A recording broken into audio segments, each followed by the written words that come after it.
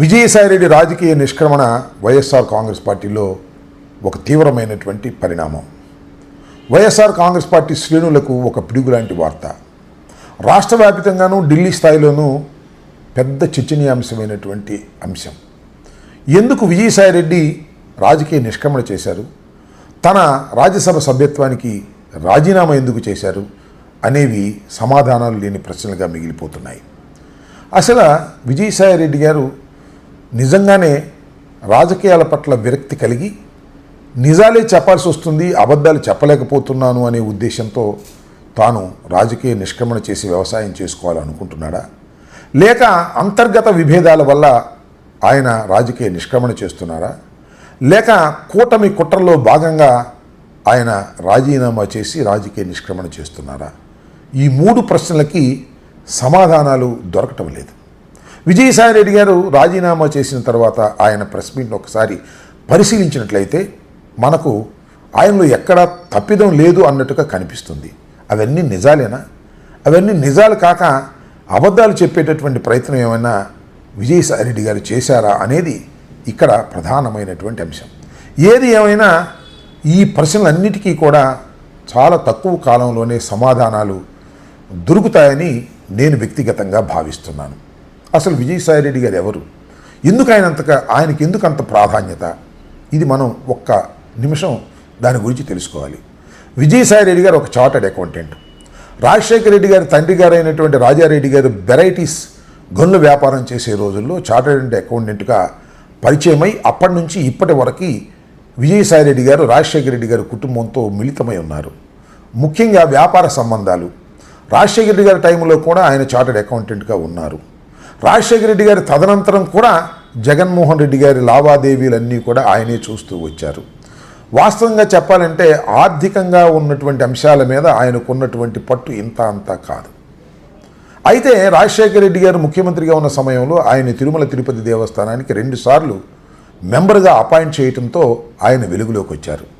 ఆ తర్వాత రాజశేఖర రెడ్డి గారి మరణం తర్వాత, జగన్మోహన్ రెడ్డి గారు రాజకీయ పార్టీ పెట్టిన తర్వాత, జగన్మోహన్ రెడ్డి గారి మీద ఎడతెరిపి లేకుండా కేసులు నిర్బంధాలు వచ్చిన తర్వాత విజయసాయిరెడ్డి గారు చాలా వెలుగులోకి వచ్చారు.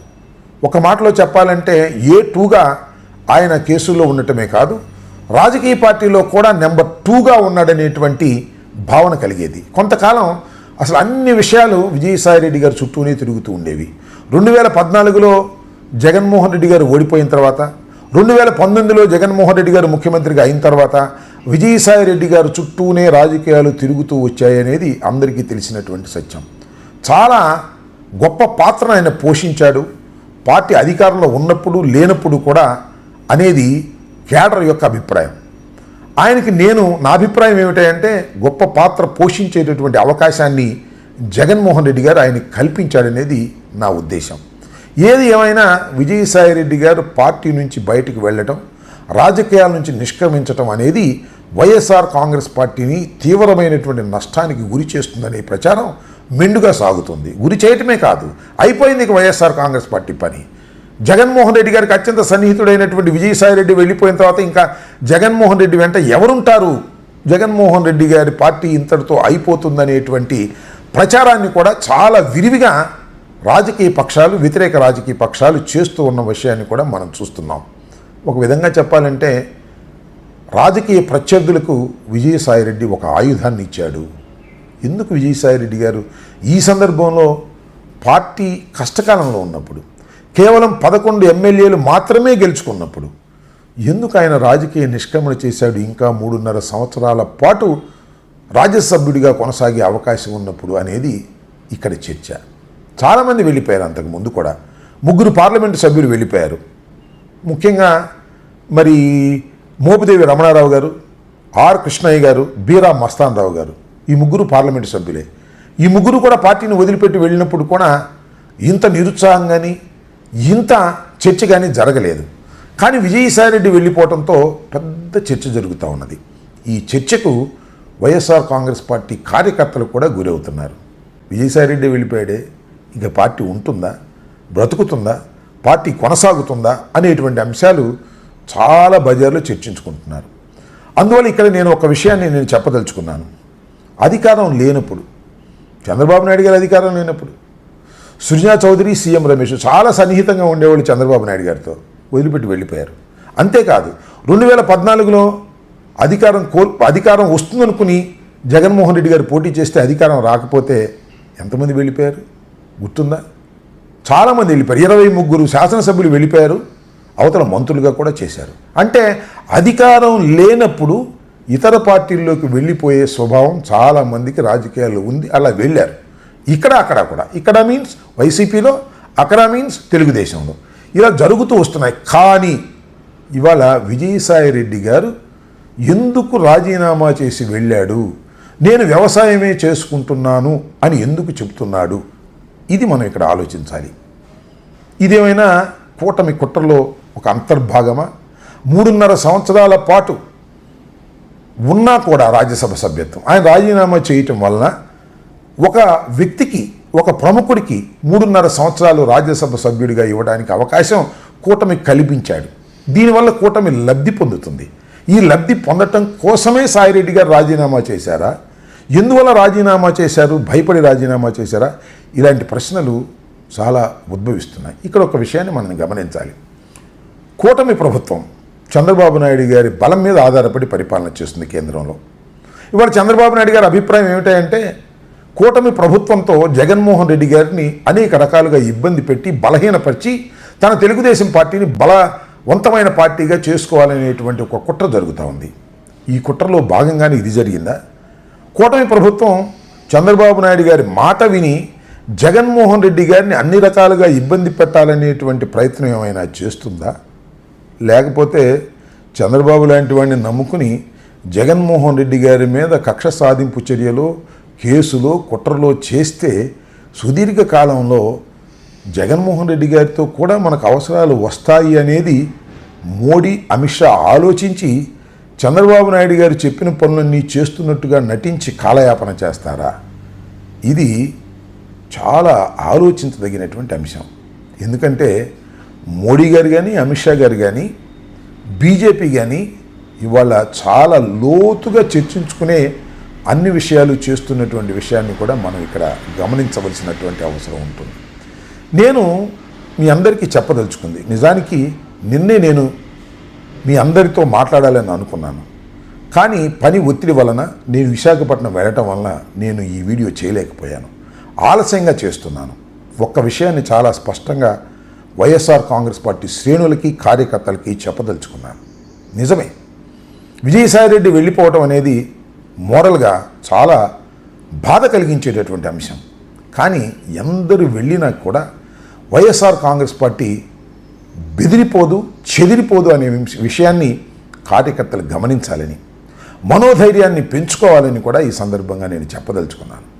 విజయసాయిరెడ్డి గారు అర్ధంతరంగా వైఎస్ఆర్ కాంగ్రెస్ పార్టీ నుంచి వెళ్ళిపోవటం వలన తాత్కాలికంగా నష్టం జరిగినట్టుగా కనిపించిన దీర్ఘకాలంలో ఆ నష్టాన్ని పూడ్చుకొని ముందుకు వెళ్ళగలుగుతామనేది ఒక విధంగా చెప్పాలంటే కొందరు ఇష్టం లేని వారు పార్టీలో కొనసాగటం కన్నా తప్పుకోవటం వలన పార్టీ మరింతగా బలోపేతం అవుతుందనేది కూడా నేను విశ్వసిస్తున్నాను. ఇంకా 4 సంవత్సరాల పాటు ఎన్నికలు ఉన్నాయి షెడ్యూల్ ప్రకారం జరిగితే. లేదు జమినీ ఎన్నికలు వస్తే 2 సంవత్సరాల్లో జరగవచ్చు. బట్ జమినీ ఎన్నికలు వస్తాయని నేను వ్యక్తిగతంగా నమ్మటం లేదు.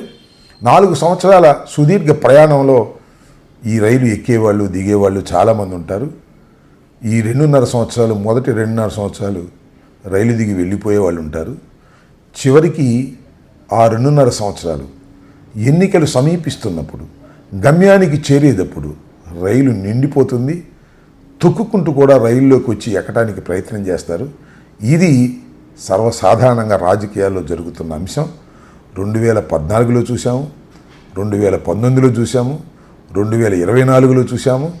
ఇవన్నీ కూడా మనం చూస్తూ ఉన్నటువంటి సందర్భం. కాబట్టి విజయసాయిరెడ్డి గారి రాజకీయ నిష్క్రమణతో కంగు తిన్నటువంటి వైఎస్ఆర్ కాంగ్రెస్ పార్టీ శ్రేణులందరికీ కూడా నేను మనవి చేస్తున్నాను. వైఎస్ జగన్మోహన్ రెడ్డి గారు అత్యంత ప్రజాదరణ కలిగినటువంటి నాయకుడు. సుదీర్ఘ ప్రయాణంలో కొన్ని ఒడిదుడుకులు జరిగినా గమ్యాన్ని చేరటంలో ఎక్కడా కూడా మనం దెబ్బతినమనే విషయాన్ని మీరు అందువల్ల ఏదో సాయిరెడ్డి వెళ్ళిపోతే వెళ్ళిపోనేయండి, ఇంకో రెడ్డి వెళ్ళిపోతే వెళ్ళిపోనేయండి, శ్రీనివాసరెడ్డి వెళ్ళిపోతే వెళ్ళిపోనేయండి అనేటువంటి మాటలు కాదు. వాళ్ళు ఎందుకు వెళుతున్నారు, ఎలా వెళుతున్నారు, వెళ్ళేటప్పుడు పార్టీని వీడేటప్పుడు వాళ్ళు చేసేటటువంటి చర్చ కానీ వారు అభిప్రాయాలు కానీ లాజికల్గా ఉన్నాయా లేవా అనేది మనం ఆలోచించుకోవాలి. ఒక పార్టీ నుంచి వెళ్ళిపోతున్నప్పుడు లేదా మరొక పార్టీలో చేరుతున్నప్పుడు వారు చెప్పేటటువంటి విషయాలు వాస్తవమా కాదా, అవి లాజిక్గా ఉన్నాయా లేవా అనేది కూడా ప్రజలు నిత్యం ఆలోచిస్తారని నేను భావిస్తున్నాను. కాబట్టి విజయసాయిరెడ్డి గారి నిష్క్రమణ వల్ల తాత్కాలికంగా వైఎస్ఆర్ కాంగ్రెస్ పార్టీకి నష్టం జరిగినట్టు కనిపించినా సుదీర్ఘకాలంలో ఆ నష్టాన్ని పూడ్చుకొని ముందుకు వెళ్ళగలుగుతామనేటువంటి ఉద్దేశం నాకుంది. దాన్ని కూడా వైఎస్ఆర్ కాంగ్రెస్ పార్టీ శ్రేణులు నమ్మాలని కూడా ఈ సందర్భంగా నేను కోరుతున్నాను.